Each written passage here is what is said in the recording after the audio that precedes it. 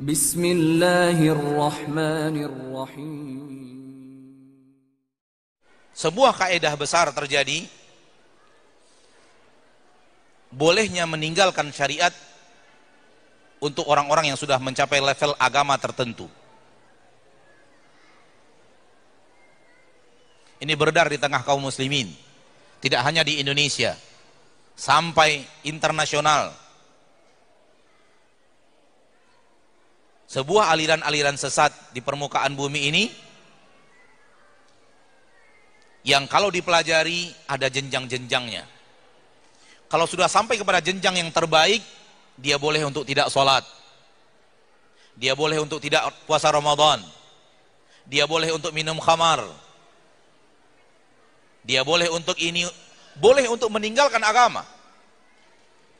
Ini adalah kaidah syaitan. Dan ajaran seperti ini, ajaran-ajaran iblis, na'udzubillahi min dzalik, walaupun ada aroma-aroma seperti orang beragama. Agama Allah tidak boleh ditinggalkan oleh siapapun, termasuk Nabi Muhammad sallallahu alaihi wasallam.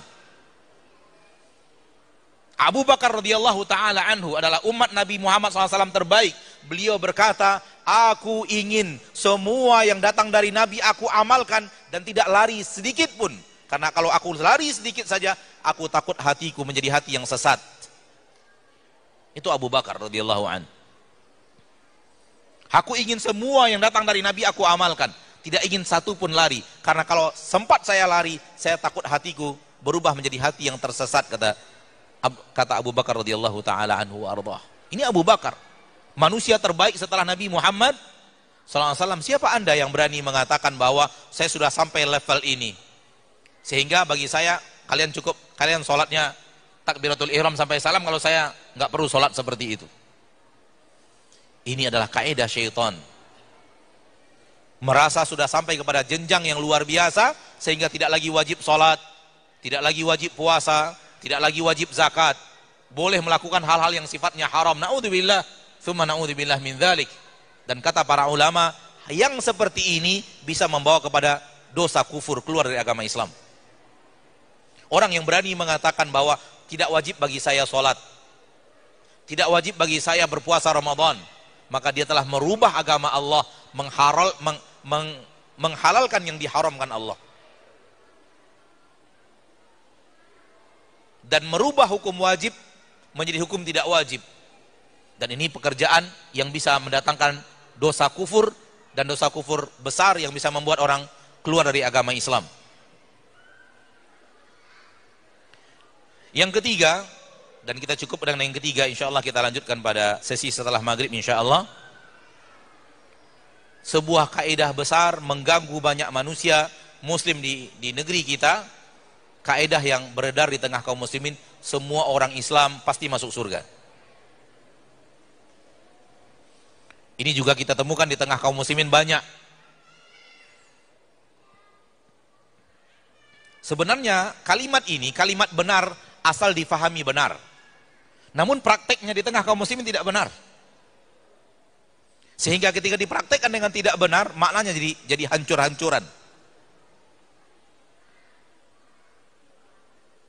Maksud kaum muslimin dengan kaidah yang beredar di tengah mereka, semua umat Islam itu pasti ke surga, asal orang yang mengucapkan asyhadu an la ilaha illallah wa asyhadu anna Muhammad Rasulullah, semua pasti ke surga. Dan ini batil. Asal mengucapkan saja asyhadu an la ilaha illallah wa asyhadu anna Muhammad Rasulullah pasti ke surga, itu tidak benar. Apakah Anda tahu bahwa banyak di zaman Rasul orang hidup bersama Rasul, sholat bersama Rasul, puasa bersama Rasul, jihad di zaman Rasul ke neraka? Kurang fasih apa mereka mengucapkan asyhadu an la ilaha illallah wa asyhadu anna Muhammad Rasulullah?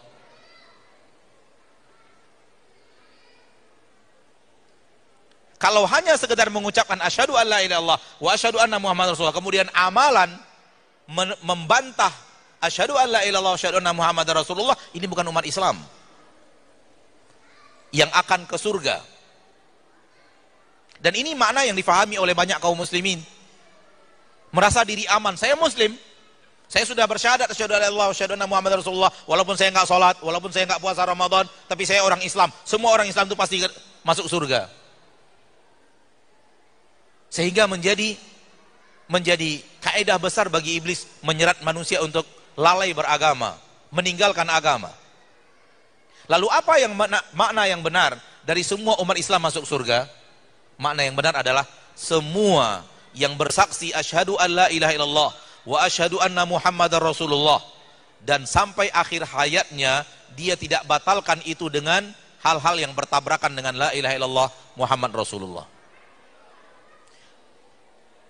Dia benar-benar menjaga asyhadu an la ilaha illallah sehingga taat kepada Allah, wa asyhadu anna Muhammadar Rasulullah sehingga taat kepada Rasulullah, dan dia tidak melakukan amalan-amalan yang membatalkan la ilaha illallahnya sampai akhir hayatnya, dan wafat dalam kondisi la ilaha illallah terjaga, tidak dibatalkan oleh perbuatan dan perkataan.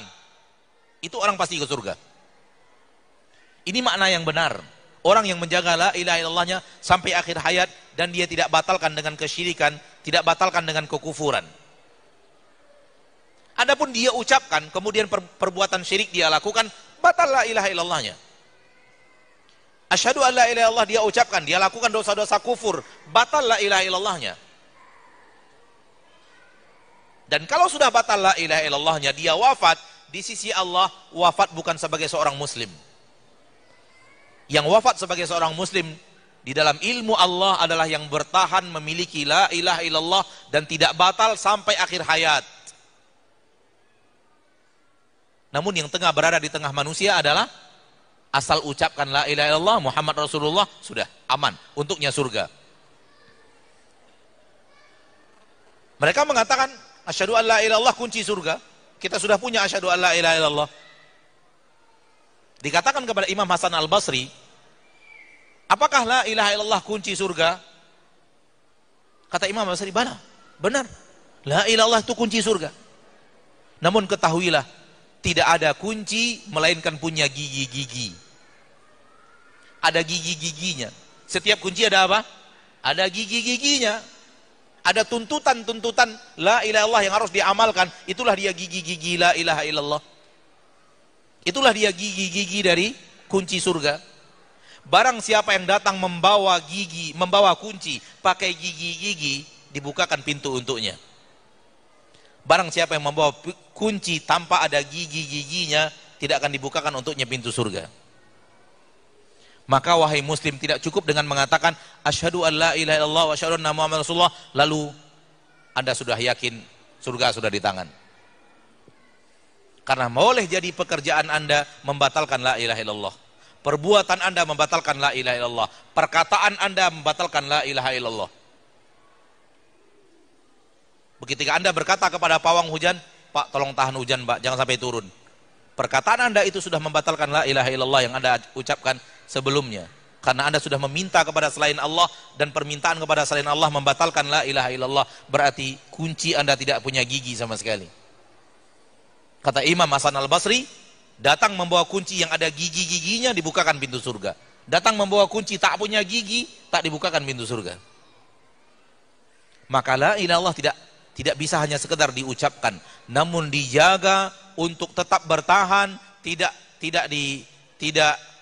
dibatalkan oleh perkataan dan perbuatan sampai akhir hayat. Kalau begini benar, orang ini akan ke surga. Karena dia membawa la ilaha illallah menghadap Allah. Sekiranya dia punya dosa maksiat yang banyak yang Allah tidak ampuni, dia akan diadab di neraka dulu. Namun tetap akan Allah angkat masuk ke dalam surga.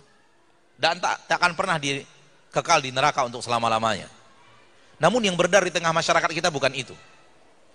Kaidah beredar asal mengucapkan asyhadu an la ilaha illallah, surga sudah di tangan. Sehingga akhirnya apa? Berani melakukan apapun yang dilarang oleh Allah, berani melakukan apapun yang dilarang oleh Rasulullah sallallahu alaihi wasallam. Dan terkadang keberanian itu mengarah kepada pembatalan la ilaha illallah. Namun dia merasa aman, saya muslim, saya pasti ke surga. Saya muslim, saya pasti ke surga.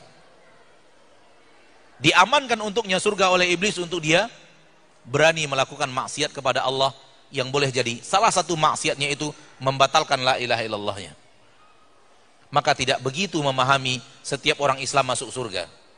Namun harus difahami dengan cara yang tadi. Dia ucapkan la ilaha illallah dengan hati yang serius, dan dia amalkan la ilaha illallah, dan dia tidak lakukan amalan yang membatalkan la ilaha illallahnya sampai akhir hayat. Ini orang yang Islam yang pasti akan masuk ke dalam